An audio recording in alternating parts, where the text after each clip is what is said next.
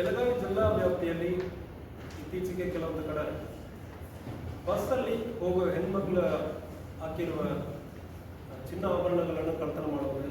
ಕೆಲವೊಮ್ಮೆ ಮಹಿಳೆಯರು ಏನು ಮಾಡ್ತಾರೆ ಅಂದರೆ ಕುತ್ತಿಗೆಯಲ್ಲಿ ಹಾಕೊಂಡು ಹೋಗುವಾಗ ಕಳ್ತನ ಮಾಡ್ತಾರೆ ಅಂದರೆ ಹೇಳಿ ಬ್ಯಾಗಲ್ಲಿ ಹಾಕೊಂಡು ಹೋಗ್ತಾರೆ.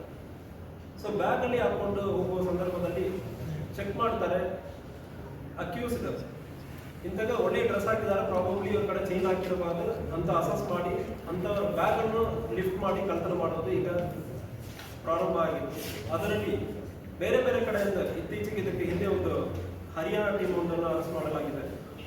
ಇತ್ತೀಚೆಗೆ ಕಾಗವಾಡದಲ್ಲಿ ಮೇ ತಿಂಗಳಲ್ಲಿ ಮೇ 11, 2026 ವೈಶಾಲಿ ಮಲ್ಲಯ್ಯ ದೊಡ್ಡಮಣಿ ಎಂಬುವರು ಒಂದು ಕಂಪ್ಲೇಂಟ್ ಅನ್ನು ಕೊಡ್ತಾರೆ.